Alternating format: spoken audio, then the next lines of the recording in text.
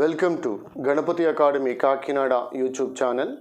ఈ video class యందు ఈ సెప్టెంబర్ 16, 2020కి సంబంధించిన డైలీ కరెంట్ అఫైర్స్ అదేవిధంగా జనరల్ స్టడీస్ అంశాలను పరిశీలిద్దాం. This is yours Ganapathi sir from Ganapathi academy Kakinada Andhra Pradesh. Let us discuss one by one. First concept ఈకోసాక్. ఈ ఈకోసాక్ అనేది ముఖ్యంగా ఐక్యరాజ్య సమితి యొక్క 6 అంగాలలో out of 6 principal organs of United Nations of organization, this is the one of the principal organ. ఐక్యరాజ్య సమితిలో 6 ప్రధానమైనటువంటి అంగాలలో ఇది ఒక అంగంగా మనం భావించవచ్చు. United nations economic and social council అని పిలుస్తాం. అనగా ఐక్యరాజ్య సమితి ఆర్థిక సామాజిక మండలి అని పిలుస్తాం. దీనిలో 54 సభ్య దేశాలు ఉంటాయి. సో న్యూయార్క్ అనేది ప్రధాన కార్యాలయంగా ఇది పనిచేస్తూ ఉంది. అయితే ప్రస్తుత ఈ ఈకోసాక్కి ప్రస్తుతం ఎవరు హెడ్గా పనిచేస్తున్నారో కామెంట్ రూపంలో తెలియచేయగలరని కోరుతా ఉన్నాను. అయితే ఇక్కడ మనకి ఈ ఈకోసాక్, ఈ ఎకనామిక్ అండ్ సోషల్ కౌన్సిల్కి సంబంధించినంత వరకు కొన్ని ఏజెన్సీస్ ఉంటాయి, దాని కింద పనిచేసే ఏజెన్సీస్ ఉంటాయి. అందులో ఒక ఏజెన్సీ అనేది ఈ UNCSW అనగా United nations commission on the status of women అని పిలుస్తాం. United nations commission on the status of women అని పిలుస్తాం. దీనిలో సభ్యత్వం కొరకు ఇటీవల కాలంలో ఎన్నికలు జరగడాన్ని గమనించాలి. ఈ ఎన్నికల్లో ముఖ్యంగా ఈ ఆసియా పసిఫిక్ రీజియన్ నుండి 3 దేశాలు పోటీ పడడం జరిగింది. India, Afghanistan, China. దీనిలో ఇండియా మరియు ఆఫ్ఘనిస్తాన్ రెండు కూడా ఎన్నిక అవడాన్ని గమనించాలి.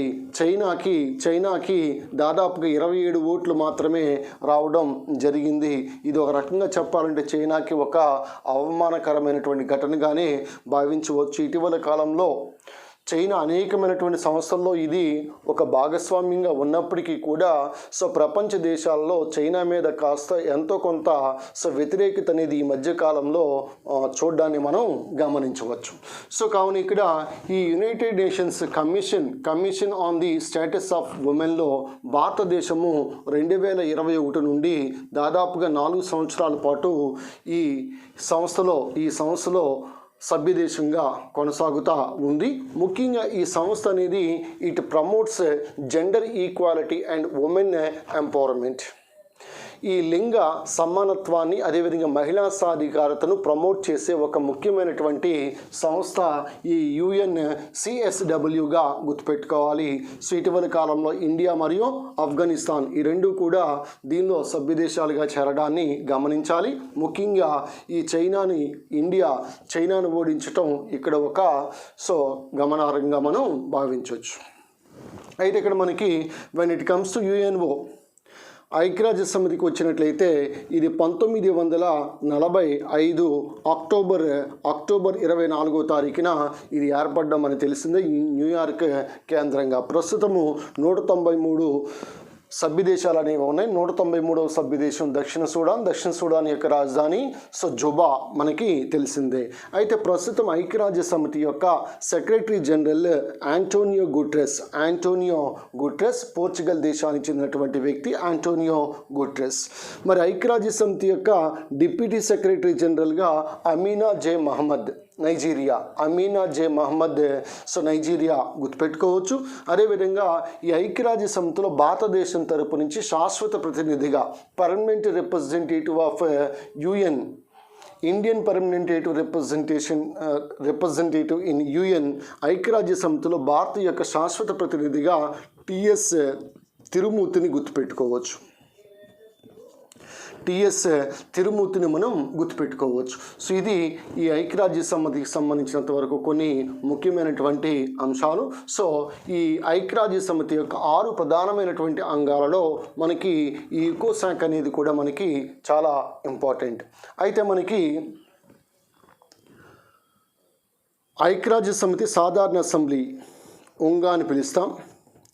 ఈ ఐక్యరాజ్య సమితి సాధారణ అసెంబ్లీకి ప్రస్తుతము ప్రెసిడెంట్ ఎవరో కామెంట్ రూపంలో తెలియచేయగలరని కోరుతా ఉన్నాను. President right know the president of United nations general assembly ఎవరో కామెంట్ రూపంలో తెలియచేయగలరని కోరుతా ఉన్నాను. ఇది ఎకనామిక్ అండ్ సోషల్ కౌన్సిల్ ఐక్యరాజ్య సమితికి సంబంధించినంత వరకు. దీనిలో 54 సభ్య దేశాలు అనేవి ఉన్నాయి. ఇది న్యూయార్క్ ప్రధాన కార్యాలయంగా పనిచేస్తూ ఉంది. ఇది కూడా న్యూయార్క్ ప్రధాన కార్యాలయంగా పనిచేస్తూ ఉంది. దీనికి హెడ్ ఎవరు, అదేవిధంగా దీనికి హెడ్ ఎవరు, నెక్స్ట్ ఈ ఉంగాక ప్రెసిడెంట్ ఎవరో మీరు కామెంట్ రూపంలో తెలియచేయగలరని కోరుతా ఉన్నాను. This is about what is called recent elections which are held in United Nations of organization. Next concept number 2, Thomas Cup. ఇది పురుషుల బ్యాడ్మింటన్ కప్. అదేవిధంగా ఒబర్ కప్ ఇది మహిళల బ్యాడ్మింటన్ కప్. ఇది 2021కి వాయిదా పడ్డాన్ని గమనించాలి. ఇది 2020లో డెన్మార్క్లోని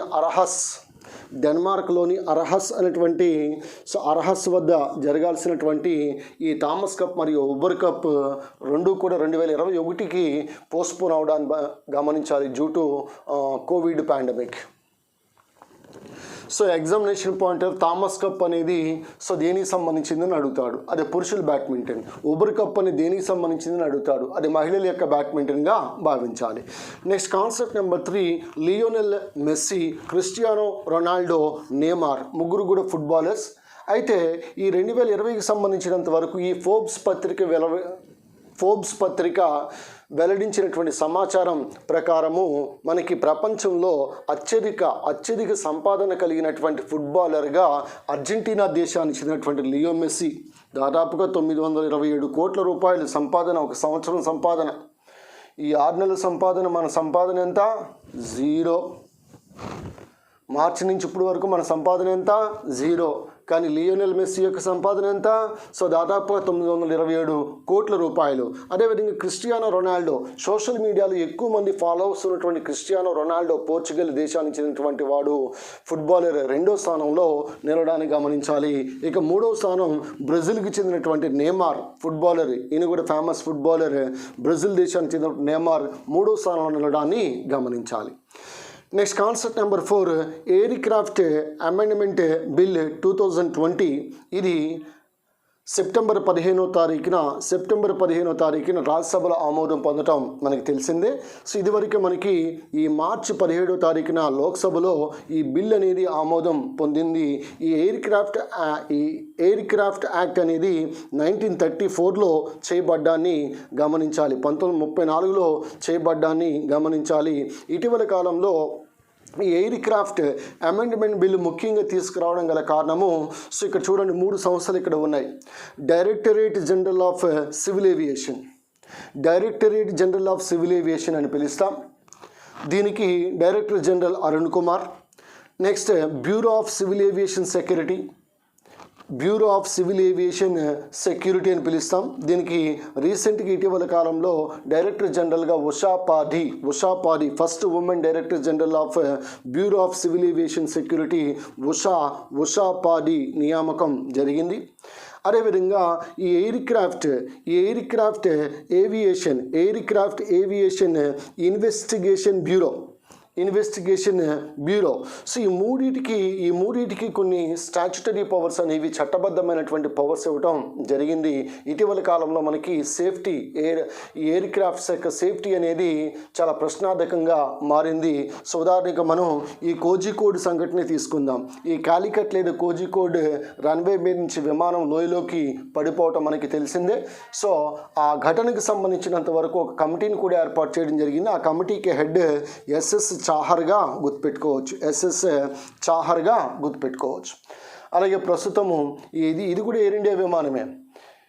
ఎయిర్ ఇండియా ప్రస్తుత చైర్మన్గా వ్యవహరిస్తా ఉన్నది air India chairman Rajiv Bansal అని పిలుస్తాం. మరి ఎయిర్పోర్ట్స్ అథారిటీ ఆఫ్ ఇండియాకి చైర్మన్ ఎవరో మీరు కామెంట్ రూపంలో తెలియచేయగలరని కోరుతా ఉన్నాను. ఈ మూడింటికి కూడా చట్టబద్ధమైనటువంటి సంస్థలకు స్టాచ్యుటరీ పవర్స్ అనేవి ఇవ్వటం జరిగింది. ప్లస్ ఈ సేఫ్టీకి సంబంధించినంత వరకు ఫైన్స్ కూడా ఈ రెగ్యులేషన్లో భాగంగా కొన్ని ఫైన్స్ దాదాపుగా మనకి 10 లక్షల నుంచి ₹1 కోటి వరకు ఫైన్స్ వేయడానికి కూడా ఆస్కారం అనేది ఉంది. ఎనీహో ఇక్కడ ఎయిర్ క్రాఫ్ట్ ఫస్ట్ చట్టం 1934లో చేయబడింది. దీనికి అమెండ్మెంట్ 2020లో చేయబడింది. సెప్టెంబర్ 15వ తారీఖున రాజ్యసభ ఆమోదించడం జరిగింది వాయిస్ ఆఫ్ ఓట్ ద్వారా. అదే మార్చి 17వ తారీఖున మనకి అప్పటికి కోవిడ్ ఇంకా మనకి లేదు కాబట్టి మార్చి 17వ తారీఖునే దీన్ని లోక్సభలో ఆమోదించడాన్ని గమనించాలి. ప్రస్తుత పౌర విమానయాన శాఖ మంత్రి Hardeep Singh puri. Next concept number 5 శ్వేత కపిల ఆవులు వైట్ కపిల కౌస్. ఇవి గోవా రాష్ట్రంలో మనం చూడవచ్చు. వీటిని గోవన్ బ్రీడ్స్ గోవన్ అంటే గోవా బ్రీడ్స్. వీటిని గోవా బ్రీడ్స్గా గుర్తించడం జరిగింది. ముఖ్యంగా ICAR Indian council of agriculture research, అదేవిధంగా national bureau of animal genetic resources. ఇది హర్యానాలోని కర్నాల్లో ఉంది. ఇదే హర్యానాలోని కర్నాల్లో మనకి NDRI national dairy research institute ఉంది. అది NDDB అయితే మనకి ఆనంద్ గుజరాత్లో ఉంది. సో ఈ రెండు సంస్థలు కూడా వీటిని గోవాకు సంబంధించినంత వరకు గోవన్ బ్రీడ్స్గా చాలా ముఖ్యమైనటువంటి ఆవులుగా పరిగణించడాన్ని మనం భావించాలి. శ్వేత కపిల ఆవులు అని పిలుస్తాం, వైట్ కపిల గౌస్ అని పిలుస్తాం. కపిల అంటే కపిల మహర్షి పేరు మీదుగా రావటం జరిగింది. సో ఇవి గోవాలో మనకి కనిపిస్తేటువంటి ఆవులు. అయితే మనకి ఈ ఆవులు ఎక్కువగా ఉన్నటువంటి రాష్ట్రం మధ్యప్రదేశ్. మరి ఆంధ్రప్రదేశ్కి సంబంధించినంత వరకు పొంగునూరు ఆవులు, చిత్తూరు జిల్లాలో ఉన్నటువంటి పొంగునూరు ఆవులు చాలా ప్రసిద్ధి చెందినటువంటి ఆవులు. ప్రపంచంలో ఎక్కువ పాలనిచ్చే ఆవు హాలస్టీన్ ఆవు. ఈ హాలస్టీన్ నెదర్లాండ్స్ దేశానికి సంబంధించింది. ఆరిజిన్ నెదర్లాండ్స్, ఇవి ఇంగ్లాండ్ ఇలాంటి దేశాల్లో కనిపిస్తూ ఉంటాయి. కానీ హాలస్టీన్ అనేది which is belongs to Netherlands, ఎక్కువ పాలనిస్తుంది. అలాగే ఇంగ్లాండ్ చెందినటువంటి జెర్సీ ఆవు, అది కూడా మనకి తెలిసిందే. అలాగే స్విస్ బ్రౌన్, స్విట్జర్లాండ్ చెందినటువంటి స్విస్ బ్రౌన్, ఇవన్నీ కూడా మనకి ఆవుల్లో ఉన్నటువంటి రకాలుగా మనం భావించవచ్చు. సో ఎనీహౌ ఇక్కడ మనకి ఈ కౌ లేకపోతే ఈ ఆవులకు సంబంధించినంత వరకు ఈ బ్లాక్ కపిల ఉంటాయి, వైట్ కపిల కూడా ఉంటాయి. కానీ ఇక్కడ శ్వేత కపిల ఆవులు అనేసరికి గోవా రాష్ట్రం గుర్తుపెట్టుకోవాలి.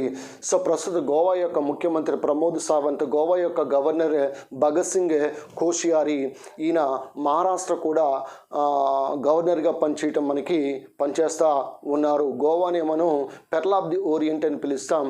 సో ప్యారడైజ్, టూరిస్ట్ ప్యారడైజ్గా కూడా పిలుస్తాం. Goa uniform common civil code, ఈ యూనిఫామ్ కామన్ సివిల్ కోడ్ అనేది ప్రస్తుతం గోవాలో అమలవుతూ ఉంది. దేశవ్యాప్తంగా మనకి ఇది అమల్లో లేదు, కేవలం గోవాలో మాత్రమే అమల్లో ఉంది. అలాగే గోవా రాష్ట్రం ఏర్పడినటువంటి సంవత్సరం 1987గా మనం చెప్పుకోవచ్చు. ఇంకా చాలా అంశాలు ఉంటాయి. గోవాకు సంబంధించినంత వరకు ఈ సలీమాలి బోర్డ్ సాంక్చురీ గోవాలో ఉంది. భగవాన్ మహావీర్ వైల్డ్ లైఫ్ సాంక్చురీ గోవాలో ఉంది. బోండ్లా వైల్డ్ లైఫ్ సాంక్చురీ గోవాలో మనం చూడవచ్చు. సో ఇలాంటి కొన్ని ముఖ్యమైనటువంటి వైల్డ్ లైఫ్ సాంక్చురీస్ కూడా మనం గోవాలో పరిశీలించవచ్చు. This is about Goa.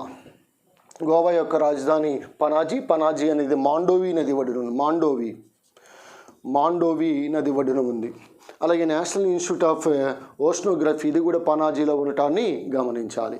Next goal keepers report 2020. ఈ గోల్ కీపర్స్ రిపోర్ట్ 2020ని రిలీజ్ చేసింది gates and Melinda foundation.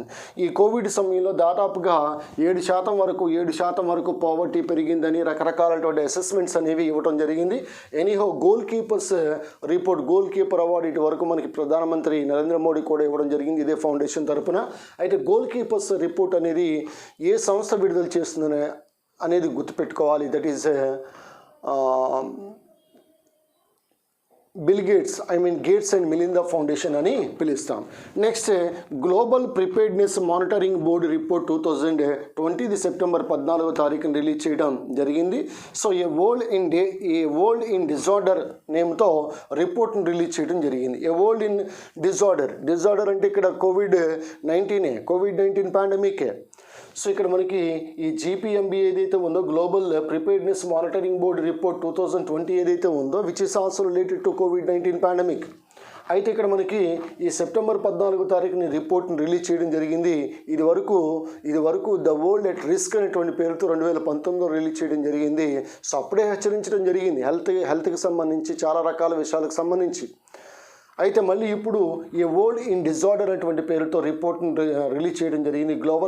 Global preparedness monitoring board 2020 which was released on September 14 on the name of a world in disorder. Next concept number 8, ఇక్కడ abbreviation point of view GPMB గుర్తుపెట్టుకోండి. So concept number 8, Euromoney awards for excellence 2020 lifetime achievement award అనేది this award goes to Aditya Puri, managing director of HDFC bank, housing development finance corporation HDFC. 1994లో దీన్ని ఏర్పాటు చేయడం జరిగింది.